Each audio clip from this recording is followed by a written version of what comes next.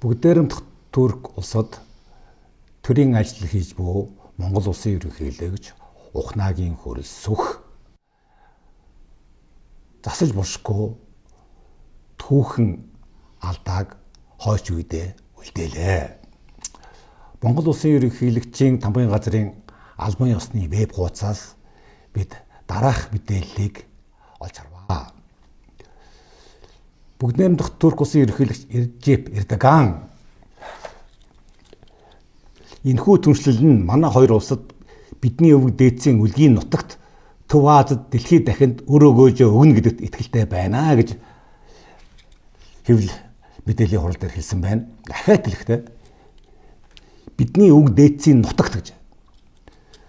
Тэгэхээр бүгдээрэмдх Турк улсын ерөнхийлөгч Режеп Эрдоган Орхон, Туул, Сэлэн, Хануу, Голын сав нутаг нь манай нутаг гэж манай ерөнхийлөгчийн дэргэд дэлхийд дахинаа зарлаж чадваа.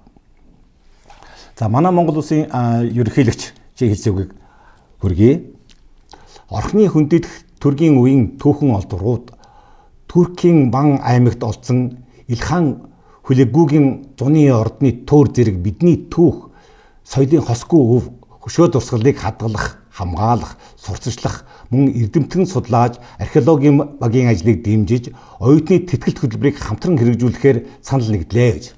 Энд чинь санал нэгдлээ гэж байна.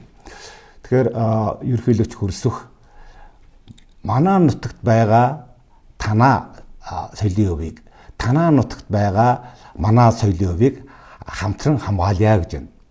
Энэ юу гэсэн үг вэ гэхээр бол Монгол улсын ерөнхийлөгч Бүгдээрэмдх Турк улсын ерөнхийлөгч Режеп Эрдоганы дэргэд дэлхийн нийтдээ манай 6-аас 8 дугаар зууны төрөг төрийн түүхийг үсэг бичгийн соёлыг бэлгэллээ. За ийм үйл явдал төргийн тэргүүнээс урд гарч байгаагүй энэ ч хэлээ. Маш харамсалтай байна. Сэргэлэн International Expedition бол улс төрөөс ангид байгуулга. Бид аливаа нэг намыг дагадгүй. Сэргэлэн International Expedition их сурвалж, судалж үндэснийхээ ой санамжийг сэрээдэг ийм үндсэн үүрэгтэй байгуулга. Бид аливаа асуудлыг харахтаа цаг хугацааны хувьд бол үндэсний гэсэн цаг хугацаанд хардаг. Тэгэхээр үндэстэн гэдгийг тайлбарлая. Урдч тайлбар хийсэн. Өнөө Монгол улсын 3.6 сая иргэд бол ам биетэй энэ манай ард түмэн үндэстэн гэдэг ухтгын дотор бол тэнгэрт хальсан манай тоо томшгүй дээдэс энэ нутаг газар усандаа ирэх тоо томшгүй хойч үе.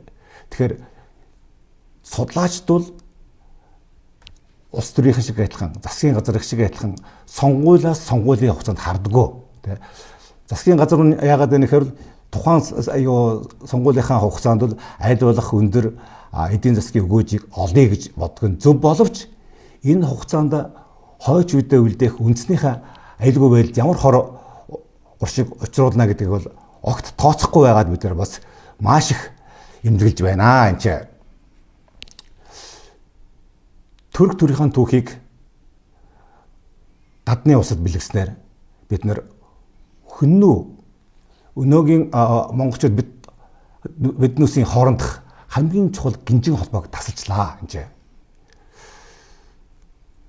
Хүннүү төрөө бид нар алдна.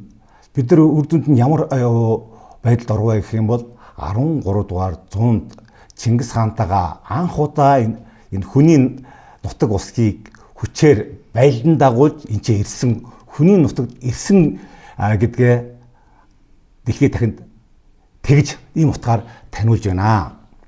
Энийн аюул нь юу гэхээр бол нөгөө тал харийн улс орн бол энэ манай нутагт эдгээр манай нутгийг хүчээр илсэн бол тийм үү те эргээд таамс яаж авсан тэр арга замаараа авч болно гэдэг шатрын нүүдлийг үлдээлээ. Энэ бол маш харамсалтай байна.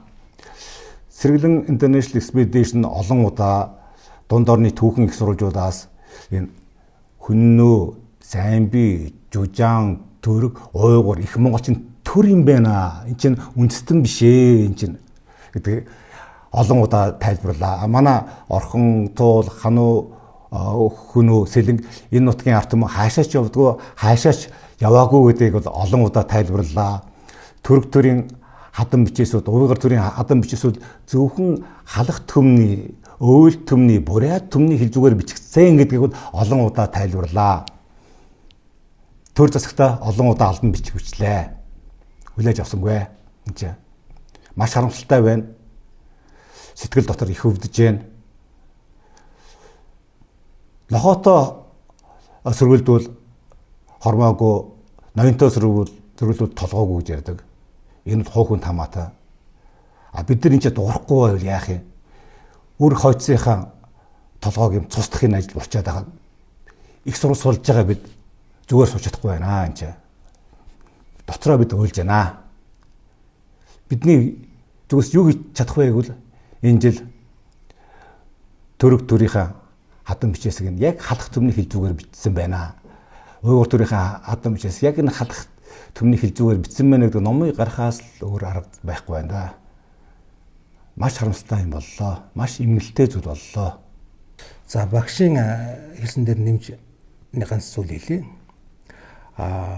Монголчууд одоо өнөөгийн монголчууд бид он дараалуулсан 2300 жилийн бичгийн түүхтэй болсон. Дээрээс нь бидний өвгдөөс хадан бичиг дээрээ бас бичиж үлдээсэн бас түүхийн эдмүртэй халах төмний хилзүүгээр бичсэн. За энэ түүхийн 2000 гаруй жилийн түүхийг өнөөдөр хөрөлсөх ерөнхийлөгч бол үгүй хийлээ гэсэн үг. Өөрөөр хэлбэл энэ одоогийн газар нутагта Чингис хаантай 13 дугаар ханаагаа дагаад 13 дугаар зуунд нүгж ирсэн одоо ийм улсуудаа л гэж одоо дэлхийд ихэнд ойлголлаа л гэж ойлгож байна. Нэмээд хэлэхэд бол ийм харамсалтай биднэрт ийм эмгэлтэй үйлийг бол Монгол улсын ерөнхийлөгч Ухнагийн хөрөлсөх хийлээ. Ийм үйлийг бол Монгол улсын иргэн Ухнагийн хөрөлсөх хийлээ.